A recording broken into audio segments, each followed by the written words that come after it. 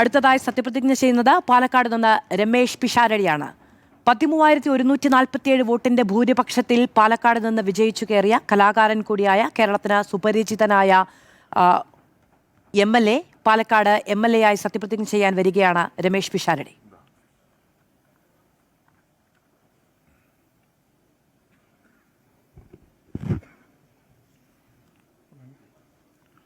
I, Ramesh Pishardi, having been elected a member of Legislative Assembly, do swear in the name of God that I will bear true faith and allegiance to the Constitution of India as by law established, that I will uphold the sovereignty and integrity of India, and that I will faithfully discharge the duty upon which I am about to enter.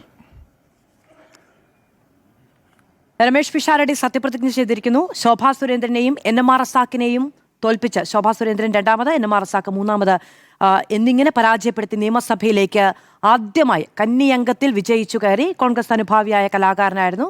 കഴിഞ്ഞ നിയമസഭാ തെരഞ്ഞെടുപ്പിൽ സ്ഥാനാർത്ഥിത്വം നൽകുന്നു.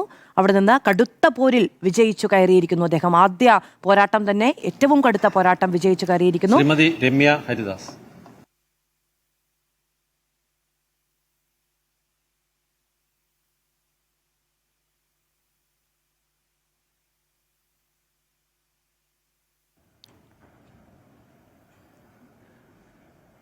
Chirayinkeezhu MLA ആയി സത്യപ്രതിജ്ഞ ചെയ്യാൻ രമ്യ ഹരിദാസ്.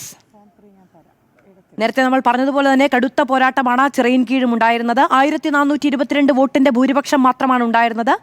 പക്ഷേ വലിയ പോരാട്ടത്തിനൊടുവിൽ വിജയിച്ചു കയറി രമ്യ ഹരിദാസ് എന്ന ഞാൻ നിയമസഭയിലെ ഒരംഗമായി തെരഞ്ഞെടുക്കപ്പെട്ടിരിക്കുന്നതിനാൽ നിയമം വഴി സ്ഥാപിതമായ ഭാരതത്തിന്റെ ഭരണഘടനയോട് ഞാൻ നിർവ്യാജമായ വിശ്വസ്തതയും കൂറും പുലർത്തുമെന്നും ഞാൻ ഭാരതത്തിന്റെ പരമാധികാരവും അഖണ്ഡതയും നിലനിർത്തുമെന്നും ഞാൻ ഏറ്റെടുക്കുവാൻ പോകുന്ന കർത്തവ്യം ഞാൻ വിശ്വസ്തയോടുകൂടി നിർവഹിക്കുമെന്നും ദൈവത്തിന്റെ നാമത്തിൽ സത്യം ചെയ്യുന്നു.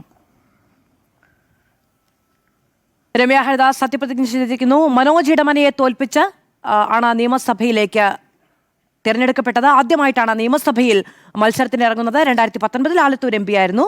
KSUവിലൂടെ രാഷ്ട്രീയത്തിലേക്ക് എത്തി. 2015 കുന്നമംഗലം ബ്ലോക്ക് പഞ്ചായത്ത് പ്രസിഡന്റ് ആയിരുന്നു. യൂത്ത് കോൺഗ്രസിന്റെ അഖിലേന്ത്യാ കോർഡിനേറ്ററാണ്. സഭയിലെ ഒരു കലാകാരി കൂടിയാണ്. നമ്മൾ നേരത്തെ രമേശ് പിഷാരടി സത്യപ്രതിജ്ഞ ചെയ്യുന്നത് കണ്ടു. ഈ നിയമസഭയിലെ ഏക സിനിമാ താരമാണ്. രമ്യ ഹരിദാസ് നർത്തകിയും ഗായികയും ഒക്കെയാണ്. പ്രചാരണ പരിപാടികളിലൊക്കെ പാട്ടും പാടി വോട്ടർമാരെ കയ്യിലെടുക്കുന്ന നിയമസഭാ പ്രതിനിധി. C. രവീന്ദ്രനാഥ്, മുൻ വിദ്യാഭ്യാസ മന്ത്രി, മണലൂരിൽ നിന്ന് വളരെ ചെറിയ വോട്ടിന്റെ ഭൂരിപക്ഷത്തിലാണ് ഈ നിയമസഭാ തെരഞ്ഞെടുപ്പ് അദ്ദേഹം വിജയിച്ചു കയറിയത്. ഏറ്റവും കുറഞ്ഞ ഭൂരിപക്ഷം അദ്ദേഹത്തിൻ്റെതാണ്, C. രവീന്ദ്രനാഥിൻ്റെതാണ്. 126 വോട്ടിന്റെ മാത്രം ഭൂരിപക്ഷത്തിലാണ് മണലൂരിൽ നിന്ന് അദ്ദേഹം വിജയിച്ചു കയറിയത്. C. രവീന്ദ്രനാഥ് എന്ന ഞാൻ നിയമസഭയിലെ ഒരംഗമായി തിരഞ്ഞെടുക്കപ്പെട്ടിരിക്കുന്നതിനാൽ നിയമം വഴി സ്ഥാപിതമായ ഭാരതത്തിൻ്റെ ഭരണഘടനയോട് ഞാൻ നിർവ്യാജമായ വിശ്വസ്തതയും കൂറും പുലർത്തുമെന്നും ഞാൻ ഭാരതത്തിൻ്റെ പരമാധികാരവും അഖണ്ഡതയും നിലനിർത്തുമെന്നും ഞാൻ ഏറ്റെടുക്കാൻ പോകുന്ന കർത്തവ്യം ഞാൻ വിശ്വസ്തയോടുകൂടി നിർവഹിക്കുമെന്നും സഗൗരവം പ്രതിജ്ഞ ചെയ്യുന്നു.